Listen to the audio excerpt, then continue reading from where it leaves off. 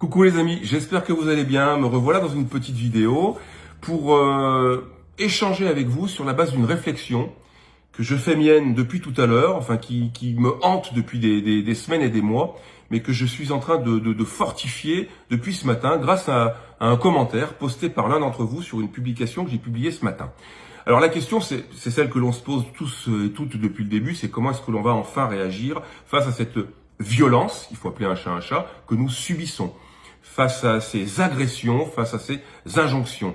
Alors déjà, j'espère qu'on partagera au moins une idée en commun, c'est que, à n'en pas douter, ceux qui nous agressent depuis le début de cette mascarade de pandémie n'espèrent qu'une chose, c'est que l'on réagisse avec violence. J'espère que vous en doutez pas. Quand vous voyez tous ces mensonges, toutes ces agressions, toutes ces insultes que l'on subit, toutes ces décisions contradictoires pour nous faire perdre la tête, perdre la raison, si elles n'ont pas pour seul objectif de susciter chez nous haine et violence, je vois pas ce qu'ils attendraient d'autre. Et on sait très bien que si le peuple transforme sa colère bien légitime en haine et ensuite transforme cette haine peut-être aussi légitime, je ne sais pas, en violence, derrière, ils auront gagné. Parce que ça leur permettra, de profiter de ce chaos pour nous mettre sous cloche. Et j'allais dire pratiquement de façon définitive.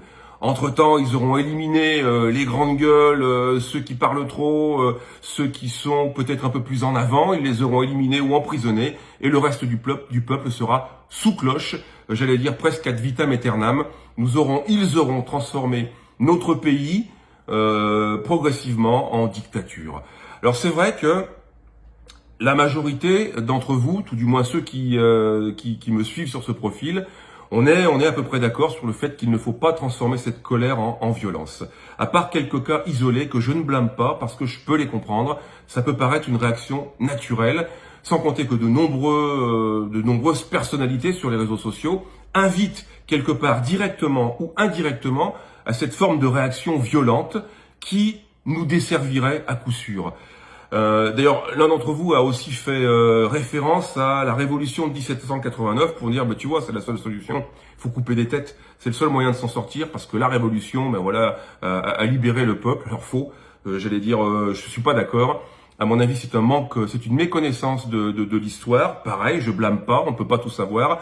Moi, de souvenirs, si je me souviens de ce que j'ai étudié un peu plus jeune à l'école, dans les livres d'histoire, et si j'ai bien compris, en réalité, c'est la bourgeoisie de l'époque qui a tout simplement utilisé le peuple, la colère du peuple, qu'il a réussi à transformer en violence pour que le peuple aille couper les têtes de la royauté, sauf qu'à la place, c'est pas le peuple qui a pris le pouvoir, qui s'est pris en main, c'est cette bourgeoisie qui a pris le pouvoir en utilisant le peuple. Et aujourd'hui, les descendants de cette bourgeoisie, c'est pas le peuple, les amis, c'est cette oligarchie qui est à notre tête et qui continue de nous mettre sous cloche. Donc, faire référence à 1789, pour moi, c'est une erreur fatale. D'ailleurs, elle a fait ses preuves. On n'est pas plus libre aujourd'hui, bien au contraire.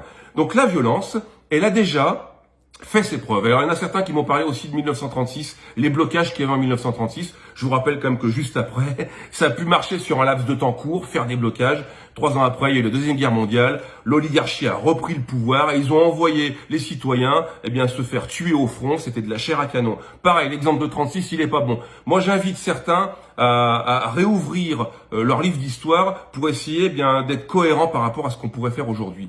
Alors, je vais revenir sur le commentaire qui a été publié ce matin sur un de mes posts, empreinte beaucoup de sagesse, une pensée sage de Lao Tse que je connaissais déjà. Alors lui-même peut-être s'est inspiré d'écrits plus anciens, qui nous invite tout simplement, et c'est ce que je vais vous inviter à faire si vous êtes d'accord. Alors attention, je me transforme pas en professeur ici, je vais rester humble et modeste. Tout du moins, c'est ce que je m'invite à faire personnellement, et je souhaite le partager avec vous. Écoutez, je vous invite à écouter cette sage pensée et à vous asseoir au bord de la rivière. Voilà. Donc, ne coupez pas de tête, n'allez pas dans la rue tout péter, ne bloquez rien, asseyez-vous au bord de la rivière. Alors, ceux qui vont arrêter de voir la vidéo à cet instant-là, ils vont dire, Francky, il a pété un câble. Ok, on s'en doutait, il a rien envie de faire, il gueule. Enfin non, je gueule pas trop, les amis, quand même. Je ne gueule pas trop, j'ai arrêté. Quand j'étais plus jeune, je gueulais sur les réseaux sociaux. Voilà, bref, c'est un révolutionnaire à 2 balles. Non. Bah non. Parce que on va essayer de comprendre ce que signifie, de façon imagée, être assis au bord de la rivière. Alors, je vous lis cette pensée Parce que pour moi, chaque mot compte, raison pour laquelle je l'ai ressorti sur Internet pour pas en oublier une miette. Donc, Lao Tse nous disait, si un jour quelqu'un te fait du mal, voilà, bah là on est en plein dedans, ne cherche pas à te venger, assieds-toi au bord de la rivière, et bientôt, tu verras son cadavre passer. Elle est pas belle, l'issue. Vous voyez le lien qui est fait? Tu t'assois, donc tu ne te venges pas, tu t'assois au bord de la rivière et tu verras son cadavre passer. Alors moi, j'ai essayé de pousser plus loin la réflexion pour comprendre comment est-ce que je pouvais faire mienne cette pensée et ensuite l'appliquer au jour le jour. C'est-à-dire, je ne veux pas me laisser me soumettre à la violence qui pourrait arriver naturellement, tout simplement parce que, comme vous, je suis en colère. Mais comment est-ce que je vais retrouver mon cadavre au bord de la rivière? Alors déjà, s'asseoir au bord de la rivière, ça peut signifier quoi? Déjà, la rivière, souvent, représente la foule. Dans des versions plus ou moins imagées, ça représente la foule, donc le peuple. Voilà. Je m'assois au bord de la rivière, donc je suis pas en train de boire une bière, ni en train de me faire un pique-nique, ni en train de me faire bronzer. Je suis proche de cette foule, mais je la regarde. Donc je me tiens à bonne distance, je lui tourne pas le dos, et on pourrait comparer cette position, cette posture, j'allais dire presque à un maître nageur qui est au bord d'une piscine, qui est au bord de l'eau, qui surveille bien dans l'eau, et en l'occurrence ici dans cette rivière, s'il n'y a pas éventuellement des personnes mais qui voudraient sortir de l'eau pour enfin s'en sortir.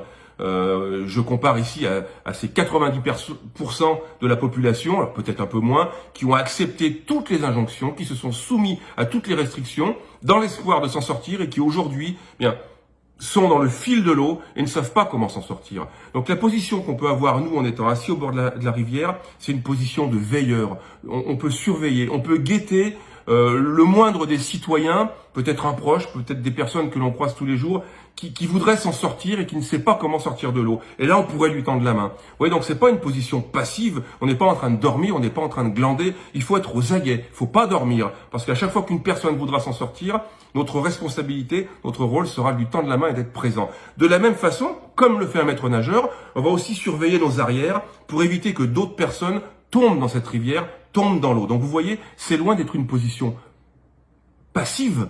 Au contraire, c'est une position active. On est là, par contre on est assis, on est bien ancré, on est bien positionné, on est calme et on est aux aguets. Ça, c'est important. Alors le résultat, c'est que vous allez voir passer votre cadavre, donc le cadavre de votre ennemi, il va passer, il va flotter devant vous. Alors là, on pourrait se dire, mais comment est-ce que mon ennemi est mort? C'est la question qu'on peut se poser, qui est intéressante, sachant que j'ai rien fait, je l'ai pas poussé, il est pas, je suis pas à l'origine de ce décès. Donc comment est-ce qu'il en est arrivé là? Alors j'ai poussé encore la réflexion un peu plus loin. Je me suis posé la question, je me suis dit bon, comment est-ce qu'il a pu se retrouver dans la flotte?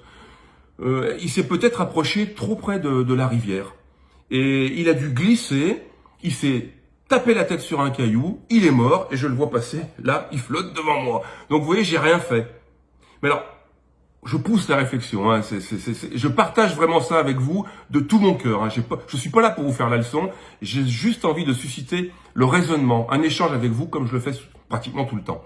Bien, cette personne, notre ennemi, ne s'approchera pas de la rivière si elle est tumultueuse, si elle lui semble être dangereuse. Au contraire, il se tiendra à bonne distance. C'est-à-dire qu'aujourd'hui, si le peuple commence à être tumultueux, s'il commence à être dangereux, même si c'est, alors ça peut paraître contradictoire, même si c'est ce qu'il espère, j'ai du mal à le dire, il ne s'approchera pas si ça lui paraît dangereux. Par contre, si la rivière est calme, s'il lui semble avoir réussi à mater son peuple, s'il est calme, il va s'approcher du peuple. Et il va certainement commettre une erreur qui lui sera fatale, il va glisser, il va s'éclater le crâne, et là, vous verrez le cadavre, son cadavre, flotter, passer devant vous, vous ne serez même pas intervenu. Je ne sais pas si vous voyez comment est-ce qu'on peut faire la transposition de cela à ce qu'on est en train de vivre. Ce que je vois aujourd'hui, c'est qu'on est vraiment, vous voyez, là on est sur la bascule, on est à un point de bascule. Je ne sais pas si vous le ressentez, personnellement je le ressens, on est vraiment à un point de bascule. Vous voyez aujourd'hui des médias qui retournent soi-disant leur veste. Vous voyez certains médecins qui retournent soi-disant leur veste. Alors bien évidemment, ça peut dans un premier temps susciter la colère de ceux qui se sont sentis bernés, ceux qui se sont sentis trahis. Je pense à ceux qui ont pris la première, la deuxième, la troisième dose, qui disent mais c'est pas possible. En réalité, vous vous moquez de moi. Regardez, on est en train de découvrir la vérité. Et ces gens-là pourraient transformer leur colère en haine et ensuite en violence, ce qu'ils aimeraient d'ailleurs. Mais il y a autre chose qui se passe en parallèle, même si j'ai absolument pas confiance en ces retournements de situation, en ces retournements de veste. C'est que malgré tout, en même temps, comme dirait notre ennemi, le fou furieux, le psychopathe, en même temps, il révèle la vérité. Et ça éveille des personnes qui se sont faites berner. Et c'est là où nous avons notre rôle, notre responsabilité de les accueillir, de leur tendre la main. Parce que en ce qui nous concerne, ça fait 2 ans qu'on a tenu bon. Donc, on est bien ancré. Franchement, les amis, on est solide. J'espère que vous le ressentez. On est solide parce qu'on est aguerri. Parce que ça fait 2 ans qu'on s'épuise à rechercher, à creuser, à fouiller, à informer, à éveiller. Donc, on est bien placé, on a un rôle important. Il ne faut pas que vous ayez de doute à ce sujet, on a un rôle important. À chaque fois qu'une personne réalisera qu'elle s'est faite berner, c'est le moment de lui tendre la main. Je ne sais pas si vous voyez ce que je veux dire. Donc du coup, notre position n'est absolument pas passive, elle est très active. Mais nous sommes solides et bien ancrés. C'est en ce sens que cette image, cette pensée, pour moi, a son importance. Parce que, par excès de confiance, notre ennemi va s'approcher près de la rivière, va s'approcher près de la foule, près du peuple, pour vérifier qu'il l'a bien maté. Et là, il va se planter, il va se confondre, il va glisser sur ses propres mensonges, il va glisser sur ses propres erreurs, et il va se fracasser la tête. Et là, on n'aura plus qu'à le regarder flotter devant nous, on n'aura plus qu'à regarder son cadavre flotter devant nous. Voilà ce que je voulais partager avec vous, les amis. Alors d'habitude, je mets un peu d'humour. Bon là, j'essaie quand même de rester un petit peu léger parce que c'est important, tout du moins en ce qui me concerne. Ça veut dire que cette pensée, je la fais mienne et elle va continuer de guider mes pas dans les heures, dans les semaines, dans les mois qui viennent. Pourquoi ? Parce que avec cette position privilégiée, c'est une position privilégiée, les amis, de veilleur, de guetteur, bien ancré, n'ayant pas peur de ce qui pourra nous arriver demain. On a tenu jusqu'ici. J'allais vous dire, même si des jours sombres sont encore devant nous, on a fait le plus dur. J'en suis persuadé, j'en suis convaincu. Parce qu'il y a beaucoup de gens aujourd'hui qui réalisent que nous avions raison. On passait pour des fous, des demeurés il y a 2 ans. On passait pour des tarés il y a 1 an. Et puis maintenant, on se rend compte que tout ce que l'on a annoncé, la grande partie de ce que l'on annonçait est en train de se réaliser. Donc, dans cette vidéo, je conclus en faisant un appel à tous ceux qui, comme moi, comme vous, se mobilisent sur les réseaux sociaux, qui ont de la visibilité et qui aujourd'hui, je peux le comprendre parce qu'il leur manque peut-être des informations ou une compréhension plus affûtée de ce que l'on est en train de vivre, qui incitent le peuple à aller dans la rue, à faire des blocages et ça va aller où tout ça ? Si vous bloquez tout, si on bloque tout, si on instaure nous-mêmes le chaos, vous pensez qu'ils vont céder ? Vous pensez qu'ils vont céder ? Non, ils nous mettront sous cloche. Donc j'invite tous ces lanceurs d'alerte, entre guillemets, parce que certains sont des lanceurs d'alerte, d'autres sont juste des gueulards qui veulent de la visibilité. C'est pas grave, l'important c'est qu'ils ont de la visibilité. Il faut pouvoir utiliser tout le monde, chacun avec ses dons et avec ses capacités. Nous avons la responsabilité de demander à tous ceux qui nous suivent, c'est un privilège que l'on a. Il faut, je veux dire, cette responsabilité, elle est importante, d'être apaisé, de ne pas transformer cette colère en violence. N'en déplaise à certains. Non. Restons bien ancrés, continuons d'informer, restons solides, restons assis au bord de la rivière, comme des veilleurs. Et là, c'est important. Et ceux qui accepteront de modifier leur discours, je vous remercie déjà d'avance. Grand respect pour vous. Par contre, ceux qui vont continuer de s'entêter dans cette vision des choses qui n'amènera qu'au chaos, je dis à ceux qui les suivent, méfiez-vous. Méfiez-vous de ces gens-là. Attention. Qu'ont-ils derrière la tête ? Qu'ont-ils derrière la tête ? Un nouveau parti politique ? C'est plus de la politique politicienne, c'est de la politique citoyenne. C'est un jeu de mots. Ça veut rien dire tout ça. C'est juste pour brouiller les pistes. Ne vous laissez pas avoir, les amis. Ne vous laissez pas avoir. L'heure est trop grave, c'est trop important. Et alors, bien évidemment, il y a ceux qui aiment bien, dire, moi j'y vais, je suis un dur, je suis un homme, je suis un balèze, tu vas voir, je vais aller couper des têtes. Bon, bien souvent, c'est des petits gars derrière et encore, j'allais dire, ils sont même pas derrière leur vidéo, on voit même pas leur gueule, ils ont des pseudos, ceux-là. Ceux-là sont dangereux aussi. Parce que c'est facile d'utiliser la force de quelqu'un, pour qu'elle fasse le sale travail à ta place. C'est très facile. C'est une technique qui a été utilisée, comme je vous l'ai dit tout à l'heure, en 1789, par la bourgeoisie, qui a utilisé la force du peuple pour faire le mauvais boulot à sa place. Et aujourd'hui, c'est cette bourgeoisie transformée en oligarchie qui nous a mis sous cloche. Vous voulez renouveler cela? Moi, je ne veux pas. Donc je reste assis au bord de la rivière, aux aguets, je tends la main à toute personne, quelle que soit la personne qui décide de s'en sortir, parce que je pense être armé pour ça, et nous sommes nombreux à être armés pour ça, et toutes celles qui éventuellement risquent de glisser ou de chuter, ou de sombrer, ou de se laisser emporter par cette rivière, je ferai tout mon possible pour les aider à ne pas tomber, pour faire écran, pour faire barrière. Donc c'est pas rien quand même comme rôle, c'est pas passif, c'est quelque chose les amis. Personnellement, je l'assume et je lâcherai rien. Je ne lâcherai rien. Ça, c'est sûr et certain. Je suis bien dans mes baskets. On ne lâche pas, les amis. Voilà cette pensée que je voulais partager avec vous. C'est un petit peu plus long que d'habitude, j'en suis désolé. J'espère qu'elle vous motivera. J'espère que vous pourrez aussi la faire vôtre et peut-être l'application qui vous conviendra le mieux, bien évidemment. Moi, elle ne concerne que moi. Juste, je la partage avec vous. Bien évidemment, je ne veux pas vous dire que c'est la vérité. C'est ma vérité et c'est ce qui va m'aider à rester bien solide, bien ancré dans mes convictions pour ne pas céder face à toute cette persécution parce qu'il faut appeler un chat un chat. Courage les amis, on lâche rien. La bise.